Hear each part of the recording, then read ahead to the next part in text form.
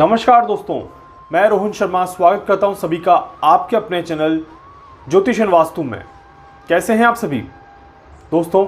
आज हम बात करने वाले हैं यहां पर मंगल और शनि के समसप्तक योग के बारे में, दृष्टि संबंध के बारे में। यहां पर मंगल ट्रांजिट करने वाले हैं। मंगल ट्रांजिट करके कहां अपनी वर्तमान राशि मिथुन राशि से निकलकर नीच की राशि, अगली राशि जो है वो कर्क राशि में यहां पर प्रवेश करेंगे। बहुत ही ज़्यादा विचित्र संयोग यहाँ पर बन रहा है और सालों बाद ऐसा संयोग यहाँ पर देखने को मिल रहा है।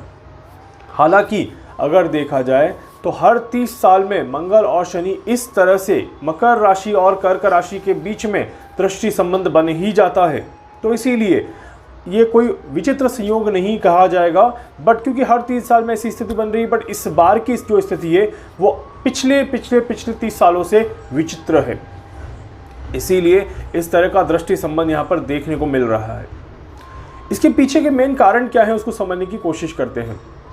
देखिए, शनि बैठे हुए हैं अपनी राशि में, अपनी राशि मकर राशि में शनि यहाँ पर बैठा हुआ है।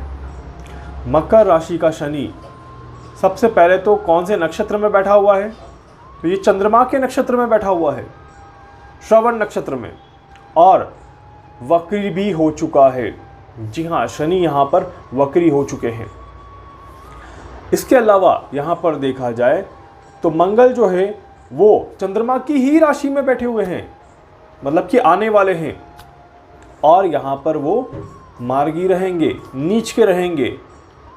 जब भी कोई प्लैनेट नीच का हो जाता है, जब भी कोई प्लैनेट नीच की दृष्टि देता है, तो वहाँ पर कहीं ना कहीं चीज़ें अलग होने लग जाती हैं। अब इधर शनि की दृष्टि, इधर मंगल की दृष्टि, दोनों आमने सामने एक दूसरे को, बिल्कुल ऐसे ही जैसे दो दुश्मन एक दूसरे के सामने खड़े हों।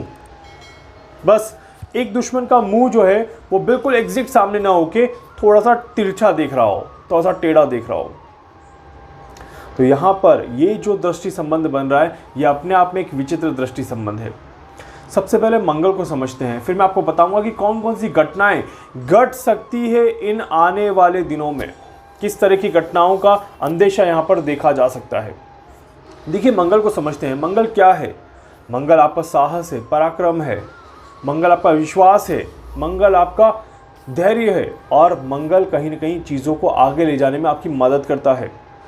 चौथा घर, कुंडली का चौथा घर क्या है? चौथा घर सुख का भाव है, चौथा घर हैप्पीनेस का है। अगर हम काल पुरुष की कुंडली देखें तो दैट इज हैप्पीनेस हाउस। और साथ ही साथ 10वां घर क्या है? कर्म स्थान। और शनि क्या है? न्याय के देवता, आपके कर्म के देवता, आपके कर्म के कारक। तो यहाँ पर एक तरफ कर्म का कारक शनि और एक तरफ सुख के भाव में मंगल नीच के बैठ के उस कर्म से ज़्यादा मेहनत करवाने वाले हैं, क्योंकि हैप्पीनेस तो मिलना नहीं है। ये तो कंफर्म है कि हैप्पीनेस नहीं मिल पाएगी। मंगल जहाँ पर बैठ गए और शनि की दृष्टि साथ में पड़ गई, तो वो घर अपने आप में बहुत ज़्यादा प्रभावित नहीं कर पाएगा, मतलब कि वो घर में बहुत ज़्यादा दिक्कतें परेशानियाँ हो सकती हैं, सुख का अभाव हो सकता है। अब सुख के अभाव से मतलब क्या है? तो काल पुरुष की कुंडली अगर हम देखते हैं यहाँ पर दोस्तों, तो काल पुरुष की कुंडली में एक चीज़ तो बड़ी क्लियर है कि सुख का अभाव देश और दुनिया में रहेगा ही रहेगा। मतलब कि ये जो समय अंतराल रहेगा, इस समय अंतराल में कहीं ना कहीं हैप्पीनेस की तलाश करी जाएगी, सुख की तलाश करी जाएगी, बट सुख के भाव को पाया नहीं जाएगा। ये कंफर्म है कि सुख का भाव आपको नहीं मिल पाएगा। मतलब कि सभी जनों को थोड़ी सी मेहनत ज़्यादा करनी पड़ेगी, एफर्ट ज़्यादा करना पड़ेगा, और उस एफर्ट के बाद उतने अच्छे रिजल्ट ना मिल पाए जितने अच्छे रिजल्ट के आप एक्सपेक्टेशंस रखते हैं। ऐसे चांसेस यहाँ पर क्लियरली दिखाई गए हैं। दूसरी चीज़ अगर यहाँ पर देखें दोस्तों, तो मंगल का ये जो राशि परिवर्तन है, ये दो चीज़ों में काफ़ी ज़्यादा इफेक्ट डालने वाला है। पहला, मंगल किसका कारक है? मंगल कारक है आपका ऊर्जा का, पॉलिटिक्स का, आपका मिलिट्री का, सेना का कारक है, सीमाओं का कारक है। और शनि किसका कारक है? शनि पॉलिटिक्स का कारक है। शनि यहाँ पर धर्म, अध्यात्म के साथ जुड़ा हुआ है, यहाँ पर शनि कर्म के साथ जुड़ा हुआ है। और ये एक और इंडिकेशन यहाँ पर देता है दोस्तों कि आने वाले समय में कुछ ऐसी घटनाएं घट सकती हैं जिन घटनाओं में सेना, सीमा और पॉलिटिक्स, ये तीन चीज़ें इन्वॉल्व हो सकती हैं। मतलब कि किसी न किसी देश के ज़रिए कोई गलत डिसीजन लिया जा सकता है, किसी देश की सीमाओं पर हमला किया जा सकता है, सीमाओं पर सेना का जमावड़ा देखा जा सकता है, सीमाओं पर सेना का इकट्ठा होना देखा जा सकता है। ऐसे चांसेस यहाँ पर बनते हैं। तो ये दोस्तों काफ़ी बड़ी यहाँ पर स्थिति दिखाई गई है। इसके अलावा अगर हम ध्यान से देखें तो साथ ही साथ पॉलिटिक्स और धर्म दोनों पे ही आंच आ सकती है, ऐसे भी चांसेस यहाँ पर दिखाए गए हैं। तो पॉलिटिक्स और धर्म गुरुओं पर भी आंच आ सकती है। मैं ऐसा क्यों कह रहा हूँ, आखिर मैं इसको धर्म से क्यों जोड़ रहा हूँ, इसके पीछे बहुत बड़ा सवाल है कि सर ऐसा क्यों। तो देखिए, हम कालपुरुष की कुंडली जो देख रहे हैं उसको अगर मैं थोड़ा सा साइड में रख दूँ और अगर मैं भारत की कुंडली को देखूँ, भारत की जो कुंडली है हम जो बनाते हैं वृषभ लग्न की कुंडली, उसमें शनि बैठते हैं 9वें घर में, 9th हाउस, धर्म हाउस, 9th हाउस पे शनि का बैठना और ऊपर से मंगल की नीच की दृष्टि का पड़ना, ये कहीं ना कहीं धर्म गुरुओं पर, धर्म के ऊपर एक बड़ी आंच को दिखाता है। अगर आपको यकीन नहीं होता इस बात का तो मैं आपको एक छोटा सा एग्जांपल देता हूँ, आप समझ जाएंगे मेरी बात को। अगर कोई लेटेस्ट अपडेट जानता होगा, कोई लेटेस्ट न्यूज़ चैनल्स या अखबार पढ़ता होगा, तो उसके लिए एक अपडेट बताता हूँ कि अभी के समय में बाबा रामदेव पर एक यहाँ पर मुद्दा उठ रहा है। और बाबा रामदेव पर जो मुद्दा उठ रहा है, ये मुद्दा कहीं ना कहीं इसी चक्र से निकलता हुआ आ रहा है, क्योंकि उनकी भी राशि कौन सी है, वृश्चिक राशि।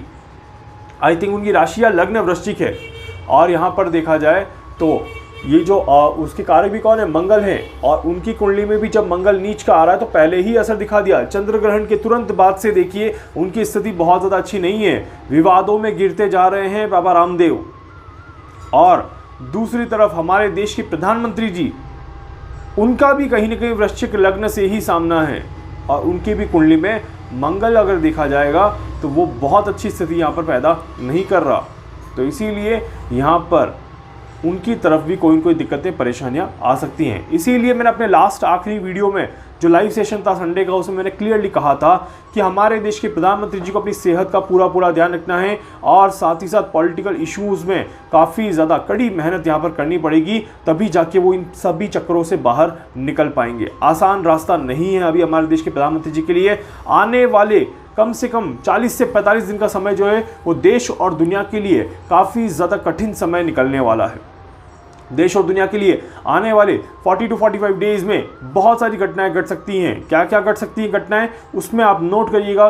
सबसे पहले सीमावाद, जिसको मैंने कहा अभी सीमावाद के मुद्दे यहाँ पर उठ सकते हैं। तो ये बहुत क्लियर है कि सीमावाद का मुद्दा यहाँ पर उठेगा और कोई न कोई देश किसी न किसी देश की सीमा पर हमला करने की कोशिश करेगा।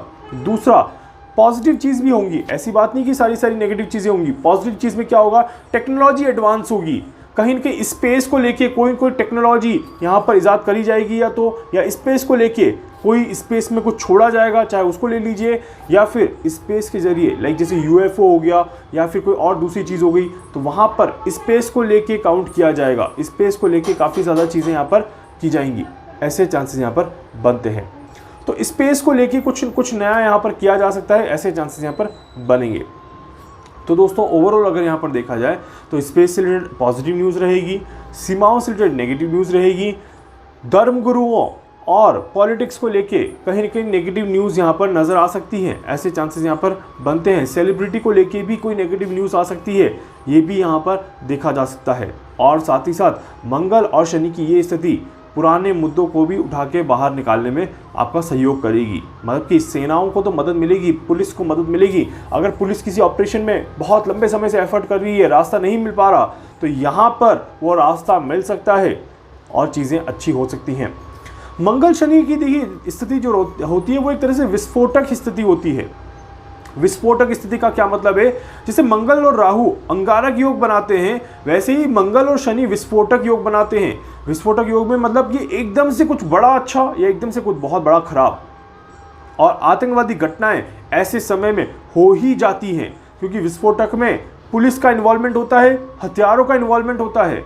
और जब पुलिस और हथियार अगर कहीं आ जाए, मिलिट्री अगर कहीं आ जाए, तो वहाँ पर विस्फोटक का सीधा संबंध आतंकवादी घटनाओं से देखा जाता है। तो इसीलिए मंगल शनि की ये स्थिति इस तरह की चीज़ों को पैदा करती है, जो कि अशांति को पैदा करती है, जो कि अनहैप्पीनेस को पैदा करती है। मतलब कि लोगों के जीवन में कहीं न कहीं अशांति का एक संचार किया जाएगा, ऐसे चांसेस बनते हैं।